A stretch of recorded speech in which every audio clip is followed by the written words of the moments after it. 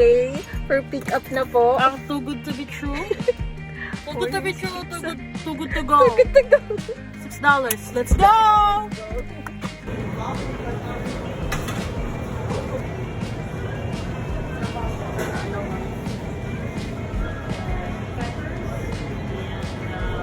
What? Akala ko mahinig. Nakalagay sa magandang paper bag. Pero No. dito siya, ang lamig na niya. Parang siyang ice cream. Madami naman, feeling ko sulit naman siya. For how much? Oh, I think it's half, like one-fourth. One-fourth of each. So vegetarian, there's cheese. Iba-iba na. Cheese and cheese and cheese and cheese. So 1, 2, 3, 4, 5 slices. Iinit lang to, okay na yan. Maghahanap pa kami pagkain. Order ulit kami. Kaya sa purchase namin. So kailangan pa namin ma-experience yan.